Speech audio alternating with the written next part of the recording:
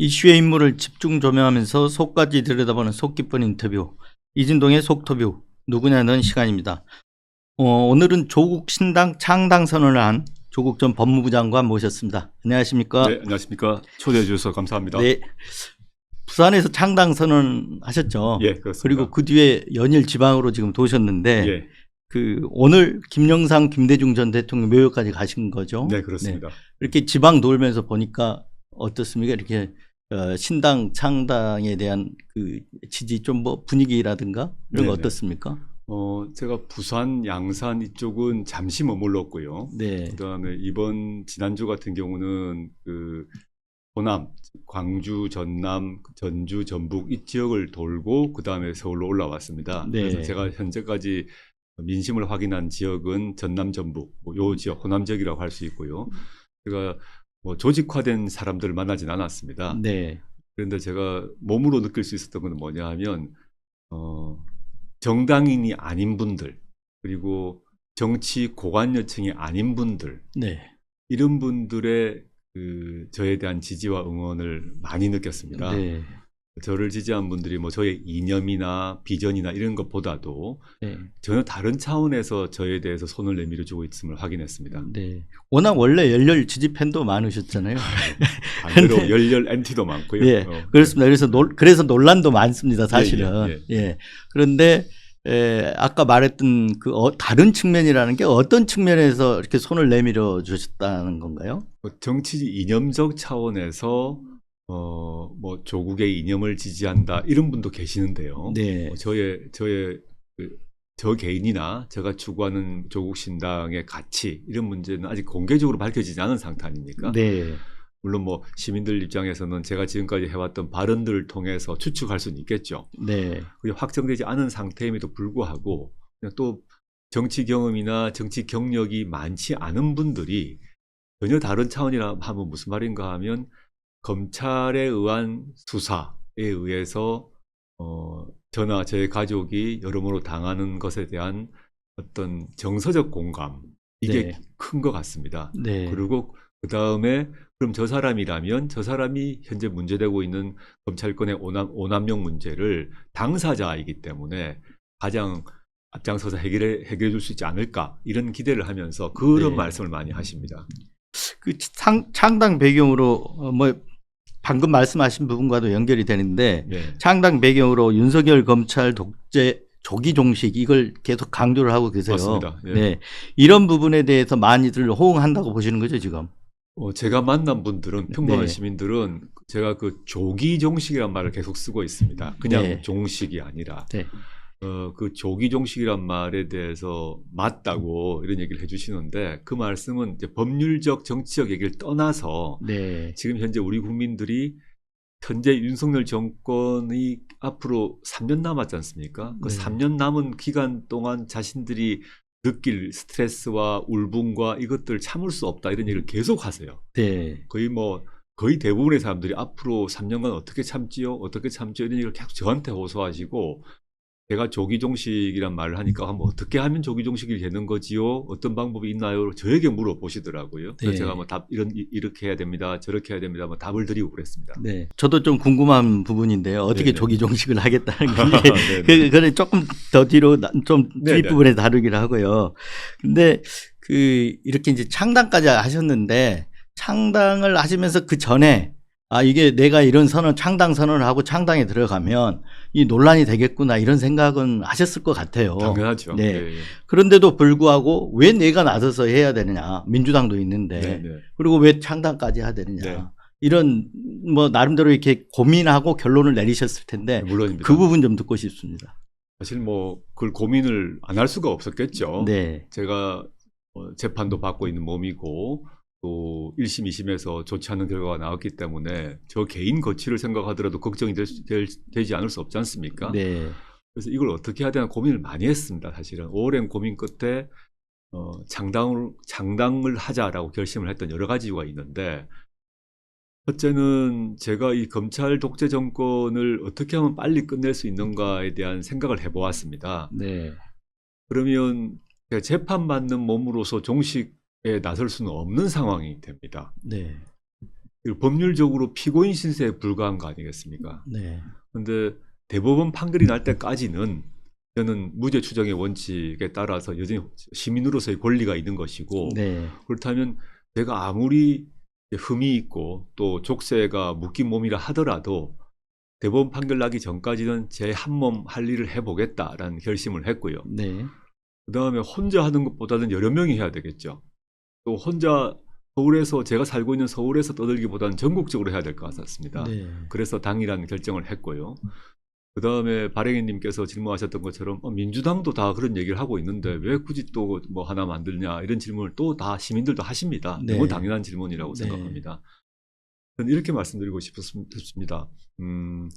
제가 이제 조기종식이라는 말을 이제 쓰고 좀 강한 어조로 말을 하고 있는데 민주당은 현재 1당 아닙니까? 네. 그리고 앞으로 수권 정당을 꿈꾸는 당이고 실제 수권의 가능성이 높은 정당입니다. 네. 그런 거대 정당으로서 수권 정당을 지향한다고 하면 반드시 중도층 또는 중간층을 고려해야 합니다. 네. 그렇게 되면 발언에 있어서도 또는 속도, 행보에 있어서도 신중해야 되고 조심해야 합니다. 네. 너무 당연한 것이죠. 네. 그러면 윤석열 정권과 싸우는 문제에 있어서도 저는 그래 왔다고 생각을 합니다. 실제 2019년 그 이른바 조국 사태 이후로 민주당은 수사 기소 분리 문제라거나 수사청 독립 문제에 대해서 매우 신중한 태도를 취했습니다. 네. 그 내부에서 그 주장을 하는 그룹은 철험회 등 소수 의원들이었습니다. 네. 근데 결국은 지난 대선 직전에 그 철험회 의원들이 의견이 당론으로 채택되었죠. 네. 그래서 뭐 알다시피 두 개의 범죄 빼고는 다 이제 수사권이 네. 없어졌지 않습니까? 네, 물론 윤석열 정권 들어서고 나서 다 엎어졌습니다만은 네. 시행령으로 좀 다 되살려놨죠. 그렇죠. 네. 네. 제 말씀은 이제 수사기소 분리라거나 중대범죄수사청 신설 문제라는 그 검찰개혁의 핵심 문제와 관련해서 네. 이런 얘기를 하게 되면 중도층이 싫어한다, 중간층이 싫어한다는 이유 때문에 19년 이후부터 근래까지 민주당은 매우 신중한 태도를 취했습니다. 네. 저는 철험회 의원들이 결과적으로 맞는 얘기를 하셨고 실제 법안으로 통과가 되었습니다. 그 점에서 지금은 철험회 의원들이 뭐 어떤 활동을 하시는지 제가 잘 모르겠습니다만은 민주당의 그런 선택은 전 존중합니다. 네. 중간층을 고려해야 되니까요. 근데 앞으로도 지금부터 대선 총선까지 또 총선 이후에 전국에 있어서도 민주당보다 더 빨리 문제를 제기하고 민주당보다 더 강하게 움직이고 이런 정당이 있어야겠다. 그래야 민주당도 신중히 움직이지만 그런 흐름에 따라가겠다라는 판단을 했습니다. 네. 그러니까 상당히 기동성 있고, 네. 기동성 있고 또 그 더 선명하게 네, 그렇습니다. 움직이는 정당을 표방한다 이렇게 보면 되는 건가요? 네, 맞습니다. 네. 그 선명성이라는 게 지금 아까 말씀하셨듯이 가치는 아직 드러나지 않았는데 이 검찰 개혁 부분에 있어서 선명성 플러스 윤석열 정권과 어떤 그 조기 종식에 있어서 선명성 이걸 얘기하는 건가요? 네, 그것은 뭐 지금 분명하고요. 그 외에서 사실 다른 측면이 있습니다. 네. 그 윤석열 정권과 어떤 태도를 취할 것인가, 어떻게 싸울 것인가의 문제도 하나 있고, 네. 그 외에 이제 조만간 저희의 정강 정책이 밝혀지겠습니다만은 그 민주당과의 다른 하나의 차이는 제가 이제 과거에 가불 선진국이라는 책을 낸 바 있습니다. 네. 덜 알려지긴 했습니다만 네. 그 내용이 뭐냐 하면 우리나라가 정치적 민주화되고 난 뒤에 자유권 분야, 예컨대 네. 표현의 자유, 언론의 자유는 OECD 기준으로 쭉 발전이 되어 왔다, 보장이 네. 되어 왔다. 그러나 그 인권 중에서 사회권 분야 같은 경우는 계속 정체 상태에 있다라는 얘기를 지적하고 네. 우리나라가 선진복지국가가 되기 위해서는 자유권 외에 사회권을 제도화시켜야 된다라는 것을 주장해 왔습니다. 그건 네. 사실은 뭐 제가 교수 시절부터 했던 얘기죠. 교수 시절부터 그런 논문도 쓰고 책도 쓰고 또 최근에는 그걸 집대성해서 가불선진국이라는 책을 냈는데요. 네. 이 사회권이라 하게 되면 예를 들어서 주거권 문제, 신혼부부에게 또는 부부가 아니라 하더라도 동거하는 남녀에게 또 청년들에게 어떻게 싱가포르식으로 또는 오스트리아식으로 네덜란드식으로 장기 임대주택 등을 고품질 장기 임대주택을 제공할 것인가 이런 문제에 대해서 우리나라는 물론 LH가 그걸 하고 있습니다만 네. 매우 부족하거든요. 주거권 문제 외에도 동일 노동 동일 임금 문제라거나 이런 그다음에 의료 문제, 의료 같은 경우는 이제 문재인 케어에 의해서 많이 해결됐습니다만 아직 미흡한 부분이 있다고 봅니다. 네. 그래서 이런 그 자유권 분야가 아닌 사회권 분야, 주거, 의료, 복지, 노동 이런 분야에 있어서 민주당은 좀 약간 그 오히려 보수적인 네. 입장을 취해 왔습니다. 네. 저는 그 점에 있어서는 사회권 분야에서 민주당보다 진보적인 그 입장을 취하려고 합니다. 네. 그러니까 그런 어떤 진보적 정책을 네네. 추진하겠다. 네네. 네. 그 아까 이제 그 말씀 중에 이제 조기종식 얘기가 계속 나왔는데 네. 이게 정치적 구호가 아니고 아니라면 현실적으로 이게 가능한가요? 일단 네. 헌법에는 대통령의 임기가 네. 보장이 돼 있고 네. 이걸 뭘 바꾸려면 헌법을 개정해야 되는 그런 네. 사항이잖아요. 네네. 헌법 개정이나 탄핵이나 모두 200석이 필요하지 않습니까? 네네. 모든 논의의 전제는 윤석열 정권의 조기 종식을 바라는 정치 세력이 국회에서 200석을 받는 걸 전제로 합니다. 네. 물론 매우 어려울 것입니다. 여기에는 단순히 민주당 또는 제가 만들고 있는 정당만이 아니라 윤석열 정권의 조기 종식을 바라는 예를 들어서 뭐 개혁신당 같은 경우도 합류한다면 과거에 박근혜 대통령 탄핵에 그 일부 보수 세력이 동참했지 않습니까? 네. 그런 것을 전제로 드리는 말씀이고요. 조기 종식을 하는 방법은 200석이 있다고 하면 두 가지가 있겠죠. 하나는 탄핵이죠. 네. 탄핵이 되려면 대통령의 범죄 혐의가 확인돼야 합니다. 네. 그럼 대통령의 범죄 혐의는 여러 가지가 있을 것인데 현재 검찰이 수사를 하지 않고 있습니다. 네. 그럼 대통령의 혐의가 확인된 방식은 예를 들어서 최상병 사건에서 네. 대통령실이 개입했다는 의혹이 지금 많이 있지 않습니까? 네. 그리고 최상병 특검법이 지금 그 신속 처리 절차에 올라가 있습니다. 네. 그게 4월 총선 직전에 상임위 통과되는 걸로 알고 있는데 이런 식으로 해서 대통령실의 관여가 확인된다거나 그리고 또는 대통령의 당무 개입, 즉 당대표를 교체한다거나 공천 개입을 한다거나 그게 범죄거든요. 네. 그런 것들을 저는 특검을 통해서 확인할 필요가 있다고 보고요. 네. 그와 별도로 투트랙인데요. 별도로 개헌 문제가 있다고 생각합니다. 네.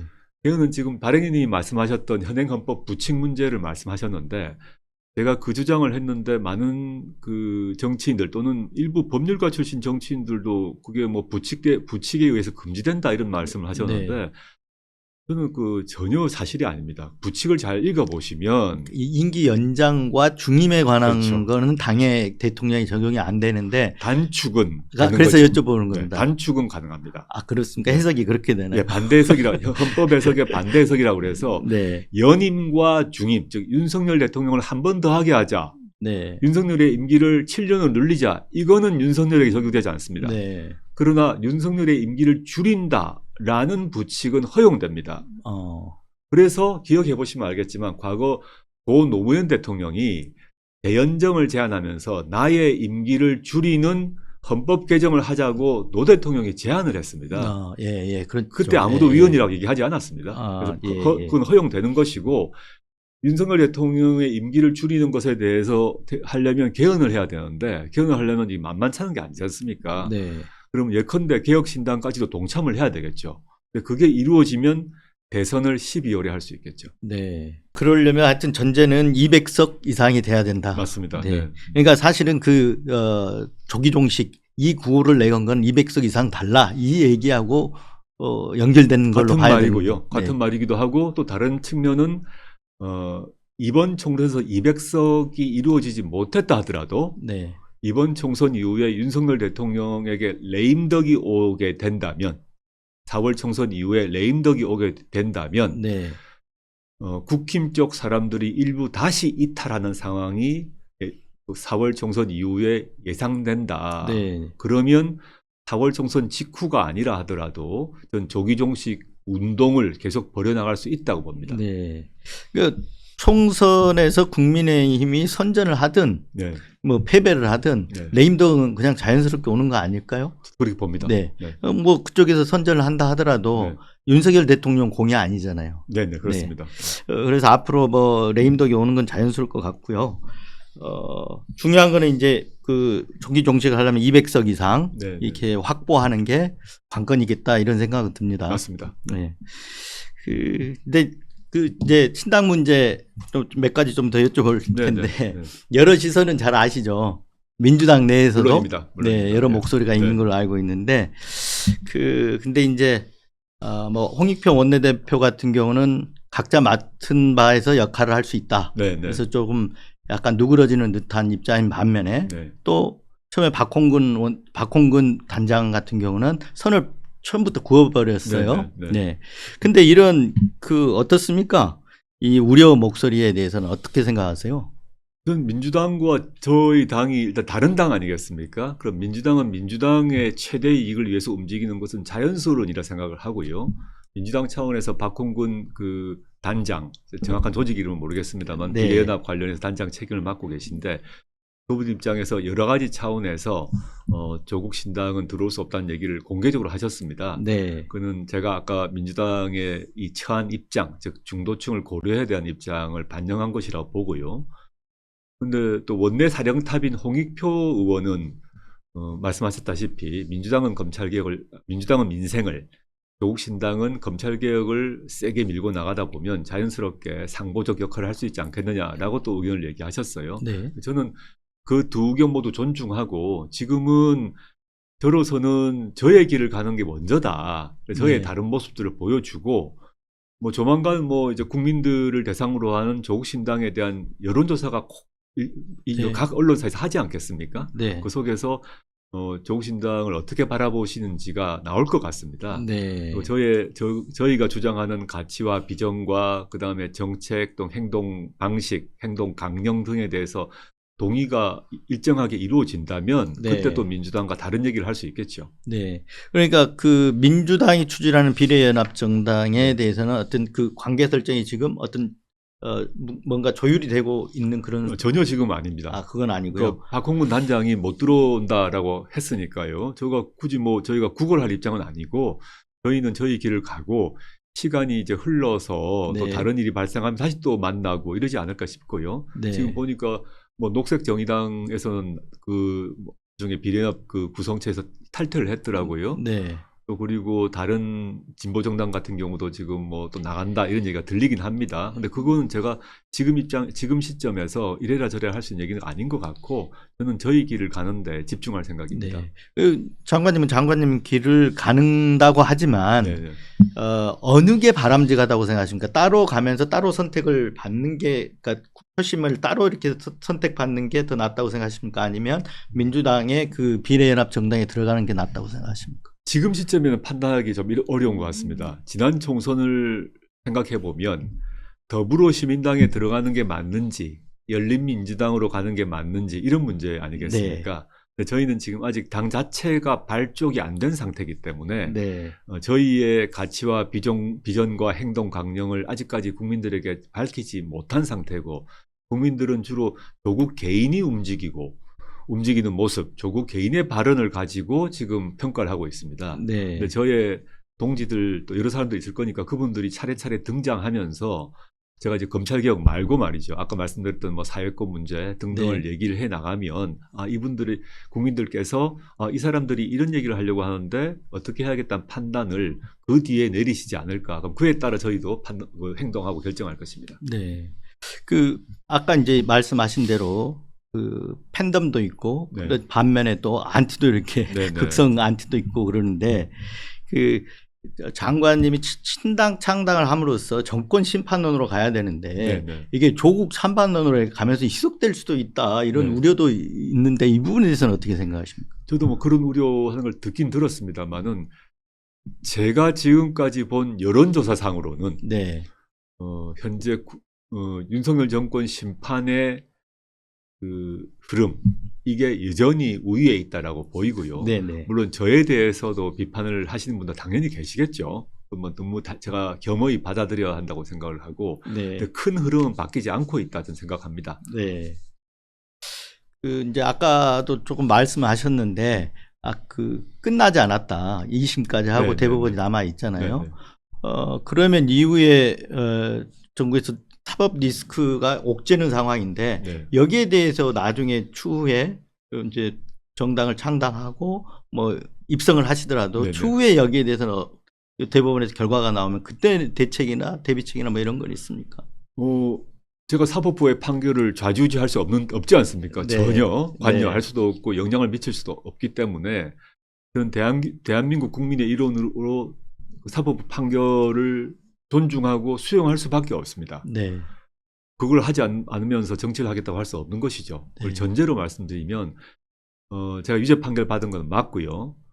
그렇지만 저는 저의 유죄 판결에 대해서 동의를 하지 못하고 있습니다. 네. 그 사실관계 파악이나 법리 적용에 대해서 네.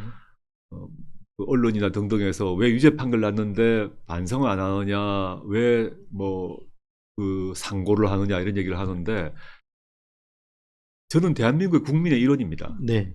저는 헌법상의 기본권을 가지고 있습니다. 판결이 나면 무조건 아무 말도 하지 않고 따지지도 말고 묻지도 말고 무조건 글자 그대로 받아들여야 한다는 것은 그 자체가 정당하지 않다고 생각하고요. 네. 최종 판결에는 동의할 것이나 그 판결에 대한 비판을 하고 상고를 하고 따지는 것은 저의 최소한의 권리다라고 네. 생각합니다. 네. 그걸 해 나갈 것이고요. 그 다음에 최악의 일이 발생할 수도 있죠. 그럼 그거는 제가 없는 상태라도 저희 당은 그 역할을 할 것이다 생각합니다. 그렇다면 보수 언론은 그렇다 치고 네네. 진보 언론에서도 이제 섣부르다, 무모하다, 바람직스럽지 않다 이런 입장들이 많은데 네, 보았습니다. 이런 거 보시면은 좀 약간 서운하다는 뭔가 좀 안타까움도 있고 서운함도 있고 그럴 것 같아요. 가슴이 아프죠. 네. 그 점에서 진보 언론 측에서도 사설이든 칼럼 통해서 비판하시는 거 이제 보았고요. 네. 그래서 제가 이제 그 점에 있어서 사실은 뭐 제가 다 세어보지는 않았습니다만 제 주변 사람이 세어보니까 한 15번 정도, 15 또는 16번 대국민 사과를 했습니다. 네. 온라인상으로, 오프라인상으로 했는데 저는 뭐 100번이라도 할 생각입니다. 네. 근데 진보 언론 쪽에서는 2019년 그 이후에 근래까지 최근은 달라졌습니다만은 초기에 있어서는 윤석열 검찰의 수사 행태를 칭찬하고 상찬하는 쪽으로 갔었습니다. 네. 제가 뭐 하나하나 거론하지는 않겠습니다. 그 진보 언론이 저에 대해서 비판하는 것도 저는 동의를 하고 또 승복도 하고 감수도 해야 되지만 예컨대 윤석열 검찰이 2019년에 언론에 조국이 사모펀드를 통해서 돈을 긁어 모았고 권력형 비리고 엄청난 돈을 몇십억을 했다고 도배가 됐습니다. 다 보도를 했습니다. 네. 그 소스가 어딘지 저는 매우 궁금하고 네. 근데 저는 사모펀드로 단 하나도 기소된 적이 없습니다. 네. 저의 배우자도 그 건 관련해서는 횡령이니 뭐니 다 무죄가 났습니다. 네. 그 보도 때문에 저는 권력형 비리로 낙인 찍혔고 근데 그것이 압수수색 통해서 확인되지 않자 자식들의 인턴 증명서로 이동을 했습니다. 네. 수사의 칼날이 이동을 했고 인턴 증명서가 정확하다 정확하지 않다로 수사의 칼날이 됐고 입시 비리로 방향이 네. 바뀌었는데 네. 그 진보 언론 같은 경우도 조국이 사모펀드 받아서 챙겨가지고 권력형 비리했다고 보도를 다 했거든요. 네. 전 그 점에 대해서는 최소한 저는 사과를 받고 싶습니다. 네. 그 언론의 문제. 네. 그 이제 아까 그런 부분들이 이제 결국은 검찰 개혁의 문제하고 연관되는데 네. 어딘지에 대해서는 뭐 장관님 잘 아시는데 검찰이 뭐 많이 흘렸겠죠. 네. 검찰이 통상 그런 수사를 하면 네. 언론 플레이도 하고 그러는 거 아닙니까? 네. 그래서 결국 이제 이런 부분들이 검찰 개혁을 지금 이제 강력하게 주장하시는 것과도 맥이 다 있는 걸로 이렇게 봅니다. 맞습니다. 네. 언론 개혁도 저희의 과제 중에 하나고 그걸 네. 추진하시겠다는 분들도 저희하고 같이 하고 있습니다. 네. 이번 총선에서 이제 목표를 제가 인터뷰를 한 군데 보니까 네네. 원내 3당 이렇게 한다고 하셨어요. 네네. 그 실제 의석수는 어느 정도로 생각을 하십니까? 지금 뭐 제가 그 몇 석이라 말씀드릴 수 없는데 지금 3당이 정의당 아닙니까? 네. 현재 3당이. 개혁신당이 더 많은지 약간 제가 안 쉬어봐서 모르겠습니다. 그쪽은 여러 변동이 있어서 숫자를 세보지 않았는데 저는 정의당을 대체할 수 있는 정당이 되고 싶습니다. 네. 원내 교섭단체 이상은 그러면 구성을 하셔야 될 텐데. 원내교섭단체는 20석 아닙니까? 20석입니다. 20석은 예. 정말 어려운 과제라고 보고요. 네. 지금 현재 원내교섭단체는 2정당밖에 없는 것 아닙니까? 네, 네. 그렇죠. 제3당은 예. 현재 정의당인데 예. 저희는 정의당보다는 훨씬 많이 받고 싶고 많이 받을 수 있다라고 생각합니다. 네. 저는 원내 교섭 교섭정당, 교섭단체를 구성할 정도로 네. 이렇게 의석을 목표로 하는 줄 알았는데 그런 그보다는 의미가 아니라 조금 법률적 의미에서 원내 교섭단체가 아니라 네. 그 의원수로 세 번째라는 네, 취지입니다. 알겠습니다. 예. 네. 근데 하여튼 세 번째든 뭐든 간에 국민들이 이제 그만큼 지지를 보내줘야 되는 거잖아요. 네, 네. 그럼 국민들은 왜 그 정도 지지를 보내줄 거라고 이렇게 생각을 하시는 건가요? 전 이렇습니다. 그러니까 저를 지지하는 어떤 범진보 진영의 유권자들 같은 경우에 있어서 국민의힘을 찍을 리는 만무하겠죠. 네네. 그러면 이제 민주당에게 표를 찍어주는 게 동일 것입니다. 제 일당이고. 근데 저 또는 저의 많은 친구들, 동지들의 과거 투표 경향을 보면 저도 실제 그랬습니다. 지역구는 민주당을 찍고 네. 미래는 민주노동당을 제가 찍었습니다. 네네. 그래서 제가 사적으로 노회찬 의원의 후원회장이기도 했어요. 저는 네. 이제 당시 전 정당을 만들거나 정당을 가입한 게 지금 처음입니다. 과거엔 당적이 없었기 때문에 네. 제가 문재인 당시 변호사님하고도 가까웠지만 그 노회찬 의원하고도 가까웠거든요. 그 정도의 성향을 갖는 유권자 군이 있습니다. 네. 민주를 찍는 사람도 있지만 네. 민주정의당을 찍는 네. 군이 있습니다. 그 군이 근래까지는 정의당을 선택했겠죠. 민주정의를 선택했겠죠. 이렇게 하나하나. 네. 근데 최근에 정의당의 모습에 대해서 많은 그런 성향을 가진 유권자분들이 정의당에 대한 많은 실망을 하고 있는 것 같습니다. 네. 그러니까 그분들이 어디에 자신들의 표 2개 중에 하나를 줄 것인가? 개혁신당에 줄 것 같지는 않습니다. 네. 정의당에도 줄 것 같지 않기 때문에 저는 그런 분들께 이제 뭐 저희가 희망하는 거겠습니다만 그런 유권자 분들이 저희를 도와주시길 네. 희망하고 있고 또 그렇게 기대하고 있습니다. 네. 그래서 이제 부산에서 창당 선언을 하고 주로 간 게 이제 광주, 전주, 목포 이렇게 호남 네네. 민주당 텃밭을 이렇게 돌았어요. 네네. 그 부분은 그러니까 지역구 표는 민주당에 그리고 그 나머지 한 표는 우리한테 이런 차원에서 이렇게 집중을 하신 건가요? 지역 순회 일정은 꼭 그 선거 전략 때문에 한 건 아니고요. 네. 이제 먼저 그 시도당 창당 준비가 갖춰진 쪽을 먼저 간 것입니다. 네. 그리고 아마 다음 주 정도는 이 동부 벨트, 네. 강원도, 그다음에 대구, 울산, 부산, 경남을 돌 거기 때문에 네. 호남 지역을 먼저 간 것은 지금 말씀 그 선거 전략과 직접 관련되지는 않습니다. 시도당 준비 상황 때문에 제가 먼저 간 것입니다. 근데 민주, 조국, 신당 이렇게 표를 이렇게 확보를 하려고 해도 네네. 아까 그런 선거 전략으로 남부권을 공략을 먼저 해야 되는 거 아닌가요? 민주당 텃밭을. 예, 뭐 그 점에 있어서는 그 점에 있어서는 맞다고 생각하고요. 네. 제가 호남 지역을 먼저 간 게 그것 때문만 네, 아니다라는 네, 말씀드리는 알겠습니다. 것입니다. 네. 예, 예. 근데 기자회견 중에 그 지역구에서도 윤석열 대 반윤석열 1대1 구도를 만드는 게 중요하다. 네. 이런 말씀을 하셨는데 이게 신당에서도 지역구를 다 지금 배출을 하려고 하시는 건가요? 출마가 되나요, 지역구에? 이걸 개인 생각을 밝히기가 참 곤란한 게 네. 이게 사당이 아니지 않습니까? 네. 지금 이제 제가 뭐 이 정당의 중요한 대표 인물이긴 맞습니다만은 네. 그렇지만 정당이 정확하게 만들어지고 난 뒤에 네. 그 정당의 최고기구 그다음에 공천심사위원회 등을 통해서 거기서 결정할 사안이라서 지금 제가 말씀드리는 것은 좀 곤란하다 생각이 듭니다. 네, 알겠습니다. 이제 창당 선언에 앞서 문재인 대통령도 만나 뵈셨잖아요. 네네. 네. 근데 말씀이 신당 창당 불가피성을 이해한다 이 말씀을 하신 걸로 알고 있는데 뭐 술도 한잔 하셨다고 이렇게 얘기가 있는데 그 외에 뭐 격려 말씀 같은 거 없으셨습니까? 문재인 대통령과 사적 공적 인연이 오래되고 깊었지 않았겠습니까? 제가 네. 모셨던 분이고 제가 또 인격적으로 존경하는 분이시고요. 그래서 그 대담 내용은 그 당일 양산 방문 이후에 공식적 브리핑으로 나간 것으로 알고 있습니다. 네. 네, 그 정도의 내용이고 네. 이제 문재인 대통령님은 민주당원 아니십니까? 네. 민주당원이시지만 조국 장관의 경우에 있어서는 신당 창당의 불가피성을 인정한다 이렇게 말씀을 하셨고 그대로 나간 걸로 알고 있습니다. 네. 저는 저로서는 그걸 격려의 말씀으로 이해하고 있고요. 네. 그 행사 대담 다 끝나고 난 뒤는 저녁에 대통령께서 준비하신 뭐 진도 홍주가 있어서 독주이지 네. 않습니까? 네. 빨간색에 네, 네. 그거 독주인데 그거 하고 이런저런 뭐 안주해서 술을 좀 많이 마셨습니다. 네. 수사를 받을 당시가 이제 문재인 대통령 시절이잖아요. 네네. 그래서 뭐 도륙됐다, 멸문지화를 당했다 이럴 정도로 이렇게 가혹하게 받으셨는데, 근데 이 부분에 대해서 문재인 대통령은 별도 이렇게 그 술을 한잔 하시면 뭐 언급도 있으셨을 텐데 그런 얘기는 없으셨나요?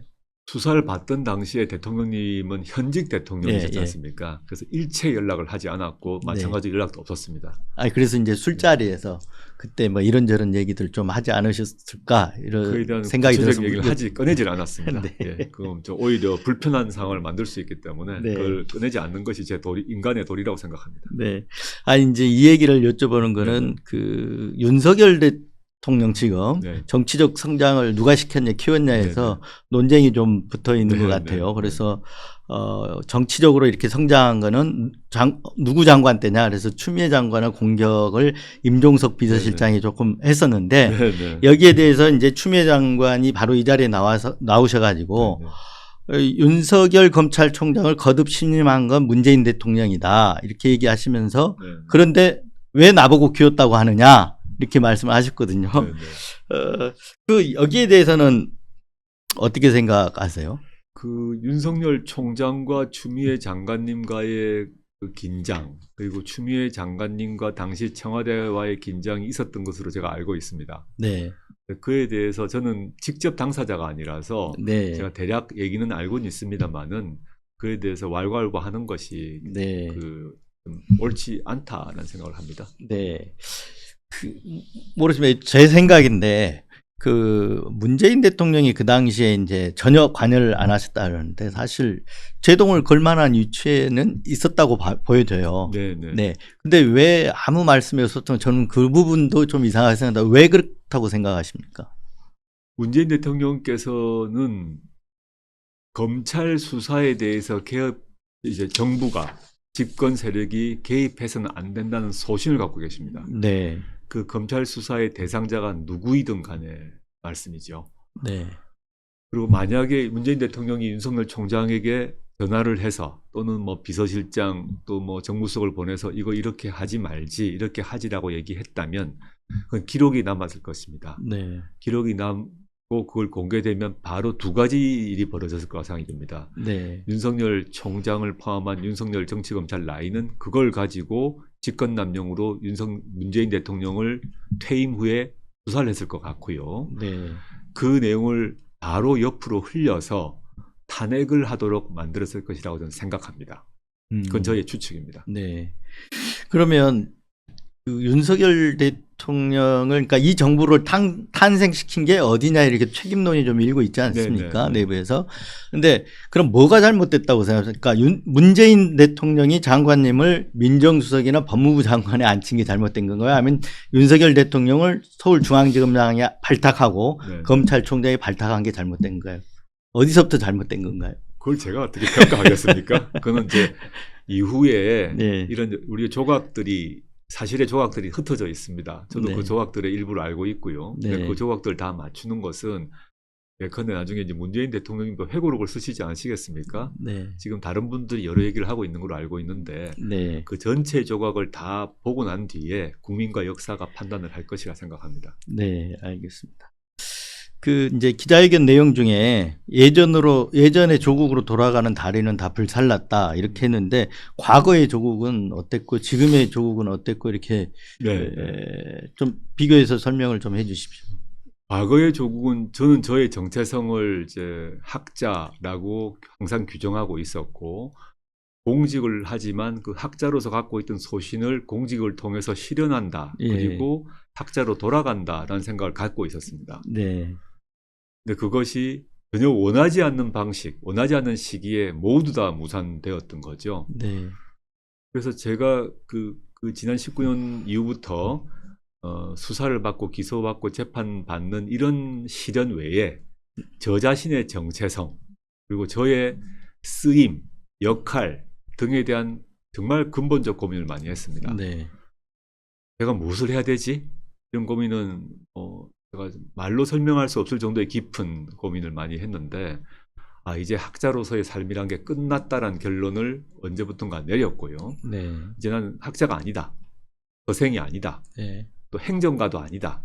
고위공무원도 아니다. 네. 다른 식의 삶을 살아야 되고 다른 식으로 사고하고 다른 식으로 행동해야 된다는 결심을 했습니다. 그 결심을 하고 오랜 노력을 하고 고민을 하고 사람들을 만나고 한 끝에, 오랜 고민 끝에 이번에 창당선언, 정치참여선언을 한 것이지, 그날 하루아침에 그런 선언을 할 수가 없지 않습니까? 그렇죠. 오랜 네. 고민이 있었다. 그 네. 고민의 산물이 제가 정치참여선언, 창당선언이었다 보시면 되겠습니다. 네. 그 와중에 많은 동지들이 저를 도와주었고요. 손잡아 주어서 여기까지 왔습니다. 과거의 조국은 그럼 학자로서 조국이고 지금은 이제 정치인으로서 조국을 말씀하신다. 네, 이렇게 맞습니다. 보면 되겠네요. 네, 네.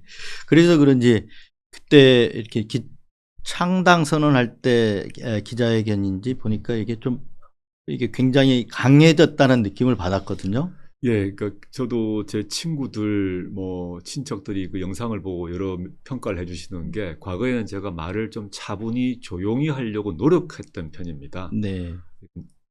근데 마음을 달리 먹고 저의 정신 구조, 감정 구조가 바뀌어 나가는 걸 느꼈습니다. 네. 물론 제 마음속에 울분이나 화가 차서 그런지도 모르겠습니다. 네. 그러다 보니 말을 할 때 그 이전보다 훨씬 강하게 하는 것 같고요. 감정이 실리는 그런, 감정이 느껴지도록 발언을 하게 된 것 같습니다. 네.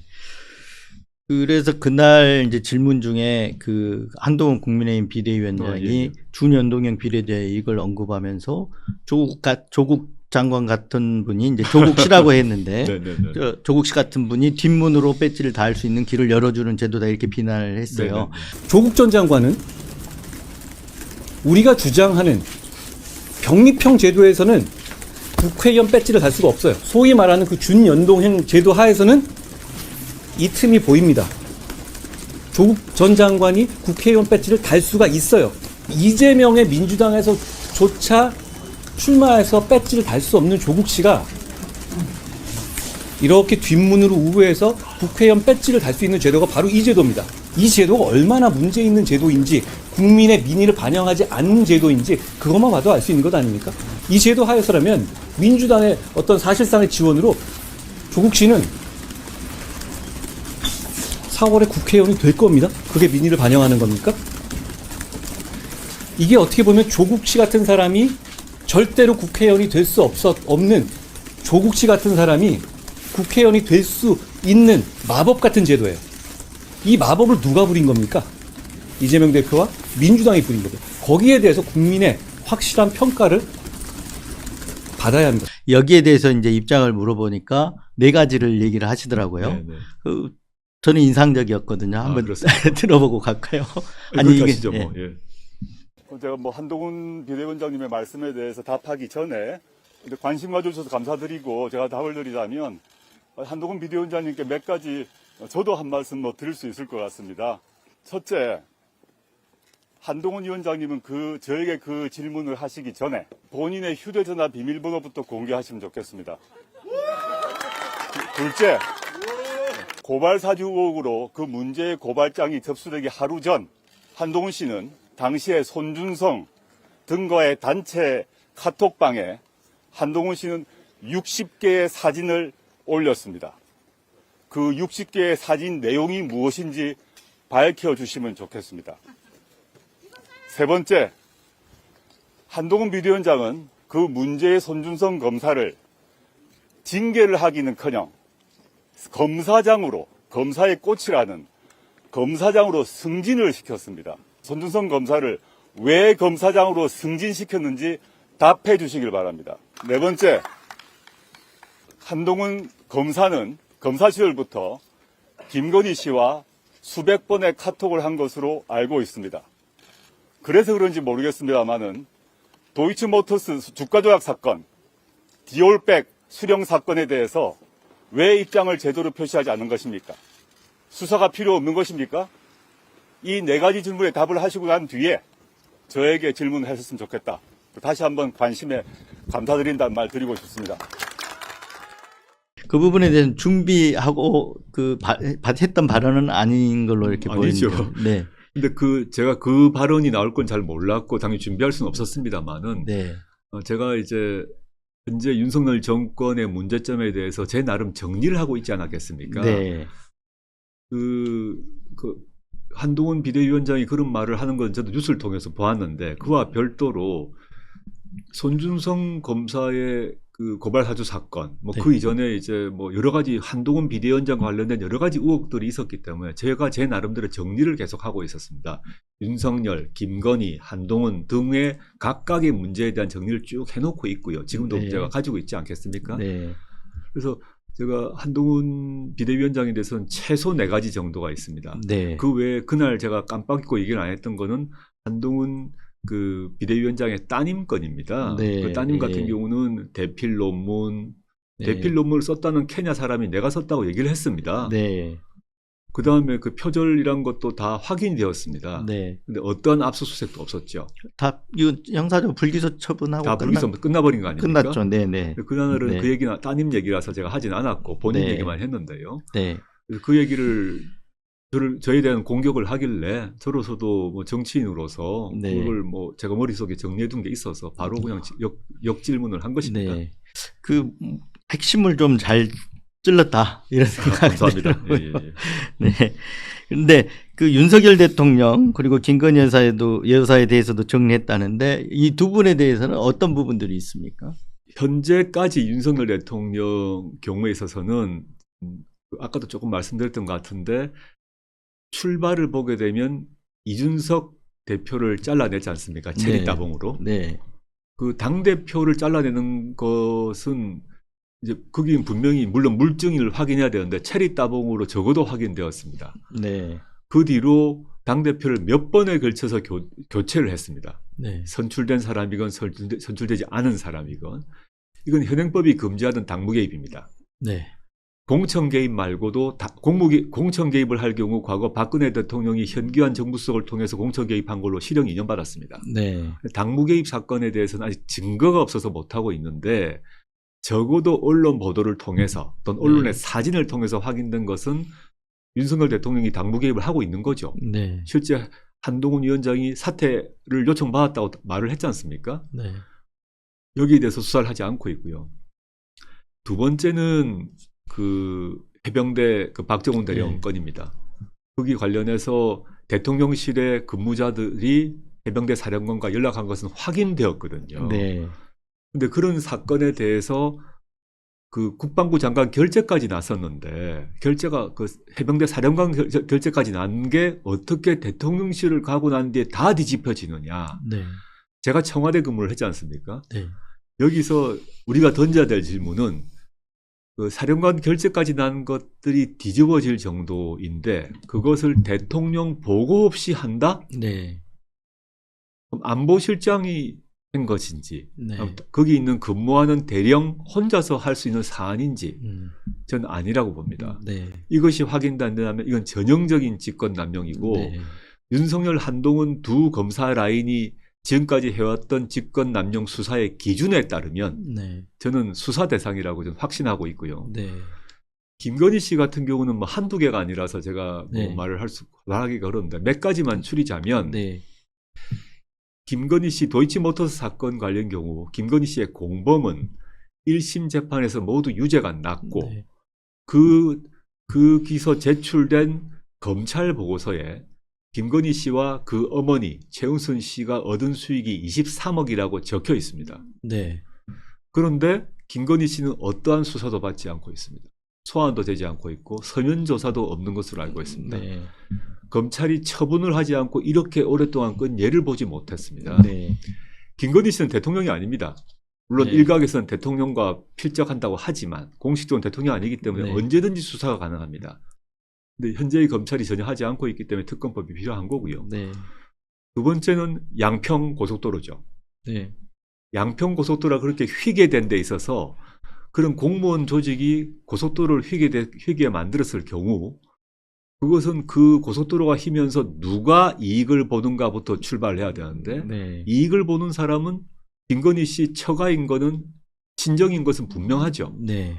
그럼 그 결정을 양평군 차원에서만 했는지, 네. 국토부는 왜 그렇게 빨리 결정을 했는지, 청문회 없는 그런 결정을 왜 했는지, 네. 여기서 대통령실은 어떤 관여를 했는지 밝혀져야 합니다. 네. 그리고 이제 디올병 얘기는 뭐 할 필요 네, 없는 네. 것 같고요. 네. 최소 3가지가 확인될 수 있을 거예요. 확인해야 됩니다. 네. 그래서 윤석열 검찰의 이제 수사를 받았던 입장에서 보면 네. 디올백 문제, 주가 조작 문제 이런 걸 보면은 좀 굉장히 분노 지수가 올라가실 것 같아요. 아까 네, 네. 전 선택적 수사 기소, 차별적 수사 기소 전형적인 것이고요. 현재 윤석열 검찰 또는 윤석열 정권의 기본 방침은 선별적, 차별적 정의라고 생각합니다. 그 네. 다른 말로 하면 정의와 정의의 사유화죠. 네. 그래서 결국은 이제 총선에 맞설 세력은 결국은 윤석열 대통령 그렇습니다. 네. 세력인 거죠. 네, 네. 그리고 한동훈 국민의힘 비대위원장 이렇게 얘기를 하셨는데 그 두 사람에 대한 이제 평가라고 해보면 어떻습니까? 저는 한동훈 비대위원장은 사적으로 만나본 적이 전혀 없고요. 윤석열 대통령은 이제 서울중앙지검장 뭐 이런 시절에 공적인 자리에서 공적 업무를 때문에 만난 적은 있습니다. 그 전 대학 시절에는 전혀 만난 적이 몰랐- 없었습니다. 네, 그래서 사적으로 뭘 교분을 나누거나 할 일이 전혀 없었고요. 네, 그래서 제가 사적인 느낌을 가지고 평가 얘기할 수는 없고 공적 업무를 하는 모습을 보고 할 수 있는 것인데 직접 경험을 한 사람들, 예컨대 한동수 대검감찰부장이라거나 이성윤 서울고검장 등이 직접 면대면으로 윤석열 총장과 만나서 당했던 수모, 쌍욕을 했다고 하더군요. 네, 네. 또 육체적 위협을 가했다고 하더군요. 네, 그걸 보게 되면 이분이 민주공화국의 대표자가 갖춰야 될 인격과 품성은 좀 부족한 게 아닌가. 네, 검찰이라는 상명하복의 조직 또는 권위주의적 정권의 리더 같은 경우는 모르겠으나 우리 사회는 민주공화국, 특히 OECD 국가 수준의 나라인데 그 나라의 그 정도 수준의 민주공화국의 주권자 국민이 바라는 그러한 지도자의 모습은 아니라고 생각을 하고요. 네. 단적인 예가 최근에 연속해서 일어났던 그 대통령 참석 행사에서 문제를 제기하니까 네. 끌어내렸죠. 진보당 네. 의원을 끌어내고 카이스트 졸업생을 끌어내는 그런 모습. 과거 노무현 노무현 대통령, 문재인 대통령 말할 것도 없고 다른 보수 진영 대통령 경우에도 그런 식의 경호실이 폭력적 행태에 과잉지담을 하지 않거든요. 네, 저는 그런 모습이 윤석열 대통령의 그 심성이 표현된 것이다 생각을 하고 있고 네, 한동훈 검찰은 누가 붙였는지 한동훈 비대위원장은 네, 네. 누가 그걸 붙여줬는지 모르겠습니다만은 뭐 조선제일검 이렇게 자랑을 하는 것 같습니다. 네. 근데 그 평생을 칼잡이로 산 자부심이 있으신 것 같아요. 네, 그분은 자기 말고 또는 자기 편 말고는 모두 잠재적 피의자로 국민을 대하는 네. 것 같습니다. 네, 국민을 자기가 모셔야 될 사람, 경청해야 될 사람, 또는 야당 같은 경우는 자기와 대화하고 의논해야 될 사람이 아니라 국민이건 야권이건 모두 잠재적 피의자로 보고 내가 저들을 단죄할 수 있다라고 생각하는 그런 스타일로 보입니다. 네. 그래서 이제 윤석열 대통령이 검찰총장에 임명될 때 민정수석실에서 이제 검증을 하셨잖아요. 예. 그래서 뭐 책에도 보시면 그 전반적으로 그 검증의 책임은 나한테 있다 이렇게 얘기를 하셨던 것 같아요. 책에 쓰인 걸 제가 봤는데 그렇습니다. 네. 여기 나오신 이제 최강욱 의원 같은 경우 말씀하시기를 공직 부적격자였다. 그래서 민정수석실에서는 다 민정 라인에서 반대를 했다 그래요. 네, 네. 근데 반대를 했는데 어떻게 임명이 됐습니까? 그런 결정 역시 아까 말씀드렸습니다만은 제가 이제 저는 보안수칙 서명을 한 사람입니다. 아니, 상세히 밝히는 것은 예, 최강욱 의원은 이제 여러 가지 얘기를 한 거로 제가 알고 있고 네, 많은 네. 인터뷰를 했는데요. 네, 최강욱 의원이 얘기했듯이 그런 보고서가 작성된 것은 사실이고요. 네, 그다음에 그 다음 과정에서 어떠한 절차가 어떤 논의가 있었는지를 밝히는 것은 네. 제가 이제 전직 고위공직자로서 공개적으로 말할 것은 아니다 생각이 들고 그 역시 일정한 시간이 흐르면 공개될 것이고 최강욱 당시 공직기강 비서관이 작성했던 윤석열 후보자에 대한 보고서는 지금 대통령 기록관에 있습니다. 네. 보관 연한이 아마 대략 제 기억에 한 10년 정도라고 생각이 드는데요. 확인해 보셔야 됩니다. 그래서 네, 네. 그 뒤에 공개되면 그 윤석열 후보자에 대한 평가가 어땠는지는 거기에 적혀 있을 것입니다. 네. 그러면 그때 아까 보안 서명을 했기 때문에 말씀 못 하셔도 그 당시에 윤석열 검찰총장 입장에서는 청와대 규류를 분명히 파악을 했을 거라고 보여져요. 네, 네. 그렇다면 그런 부분들이 나중에 나에 대한 어떤 멸문지화를 시킬 만큼 그런 엄청난 수사에 영향을 줬다. 이렇게 생각하시는 건가요? 저는 뭐 윤석열 대통령과 그 문제에 대해서 논의를 해본 적도 없고 윤석열 대통령 예. 추궁해 본 적이 없습니다만은 최강욱 그 공직기강 비서관이 어떤 보고서를 썼는지는 윤석열 당시 총장이 알았고요. 네. 그건 사실입니다. 알았고. 왜냐하면 어떻게 알게 됩니까? 공직기강 비서관 입장에서 그 내용들을 윤석열 총장에게 확인할 수밖에 없었기 때문이죠. 네, 네. A란 점 뭐냐, B란 점 뭐냐, C란 점을 뭐냐를 확인해야만 보고서를 쓸 수 있습니다. 네. 혐의에 대해서. 그러면 윤석열 당시 서울중앙지검장은 민정수석실에서 A, B, C, D 등등등에 대해서 체크를 하고 있고 알고 있구나라는 것을 네. 충분히 인지했겠죠. 네, 네. 그것이 그분의 심리적으로 그분에게 어떤 심리적 영향을 주었는지는 제가 모르겠습니다. 네. 그분의 성격상 어떤 판단을 했을지는 짐작만 할 뿐입니다. 네. 아마 평생 검사로 사셨는데 추궁당해 본 경험이 처음이지 않았을까 추측해 봅니다. 네. 그 전까지는 항상 추궁을 하는 입장이었는데 본인은 최강욱 공직기강 비서관, 정확히는 민정수석실 차원에서 추궁을 당하는 입장이었던 것이죠. 네. 그 검찰 개혁이 자초가 됐잖아요, 결국은. 네네. 근데 왜 실패했다고 생각하십니까? 아주 강력한 사실 반대가 있었죠. 근데 실패 여러 요인 중에 하나는 과거 노영민 비서실장이 오마이TV에서 인터뷰를 하면서 윤석열 검사장이 모두를 속였다 이런 말을 했는데 네. 그 속였다는 내용 중에 하나가 뭐냐 하면 윤석열 지검장이 검찰개혁에 대해서 가장 내가 앞장서서 하겠다고 약속을 했습니다. 네. 그건 팩트입니다. 수사 기소 분리도 하겠다. 네. 내가 총장이 되면 공수처도 찬성한다. 네. 그리고 경찰에 대한 검찰의 수사 지휘도 필요 없다. 매우 진보적인, 매우 혁신적인 네. 다른 검사장들, 즉 검찰총장 후보들은 그걸 그 정도까지는 얘기하지 않았습니다. 그런데 이분이 총장이 되자마자 그 약속을 모두 엎었죠. 네. 윤석열 대통령 되고 난 뒤는 더 말할 것도 없고요. 네. 그래서 그 판단에 그런 실패가 된 여러 요인 중에 중요한 요인 중에 하나는 윤석열 총장이 검찰개혁에 앞장설 것이라는 것을 믿었던 점에 있고 네. 그 점에 있어서 저도 책임이 있다. 네. 그 점에서 제가 여러 번 또 사과를 한 바 있습니다. 네. 사실 어떻게 보면 이제 기만당했다는 취지로 이렇게 하신 거네요. 예. 그건 뭐 다 기록에 다 남아 있겠네요. 네, 그거. 물론이죠. 예. 네. 네, 물론이죠. 네. 근데 이제 그 재밌는 일 중에 하나가 검찰총장 되기 위해서 아까 뭐 검찰 개혁도 굉장히 앞장설 것처럼 네, 얘기를 하셨다 그랬는데 그것뿐만 아니라 그 당시 조국 민정수석에 대해서 뭐 대통령감이다, 조국 대통령론을 또 환심사기 위해서 이런 얘기도 하고 다녔다는데 그런 얘기는 혹시 들어보셨어요?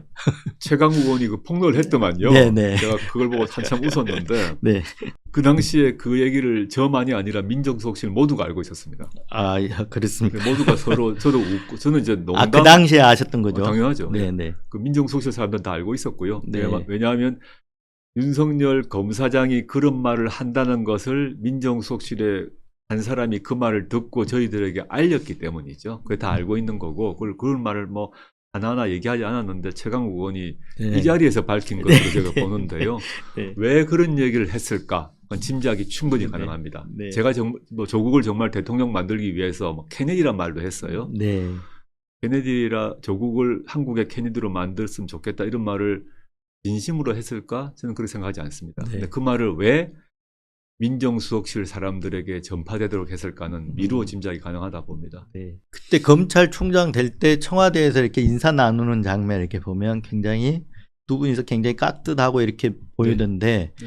그 전에 그러니까 총장 되기 전에 따로 이렇게 만나거나 이렇게 하지는 않았습니까? 아까 이제 그런 만났을 때 어떤 대화가 오가거나 이런 장면들은 없나요? 전 총장 되기 전에 중앙지검장으로 계실 때 그분이 만난 적은 없는 것 같습니다. 네. 왜냐하면 그게 매우 조심스러운 게요.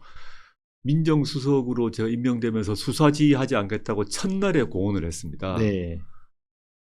근데 서울중앙지검장과 만난 얘기는 서울중앙지검에서 진행하고 있는 수사를 제가 관여한다는 인상을 줄 수 있습니다. 만나는 그 자체만으로. 네. 그래서 저는 그건 절대 하지 않았고요. 검찰 관련 업무는 당시 문무일 총장님하고 그건 공적인 업무이기 때문에 문 총장님과 얘기하고 이렇게 또 법무부 장관님과 얘기하고 이렇게 했지 윤석열 중앙지검장하고는 만나서 뭐 업무를 얘기하거나 뭐 인사를 얘기하거나 이런 적은 없었습니다. 네. 검찰 수사로 인해서 엄청난 그 암흑의 터널을 지나오셨고 아직도 뭐 끝나지 않은 네, 상황인데 그 논란 속에 창당까지 또 하셨습니다. 그래서 앞으로 좀 잘 헤쳐나가시기를 바라겠습니다. 감사합니다. 제가 부족하고 흠도 있고 또 족쇄도 풀리지 않았고 부족함도 있고 저에 대한 비난이 있는 건 너무 잘 알고 있습니다. 그걸 모르고 제가 그냥 뭐 소영웅심에 빠져서 출세를 한 번 더 해보겠다고 나선 건 아니다라는 말씀드리고요.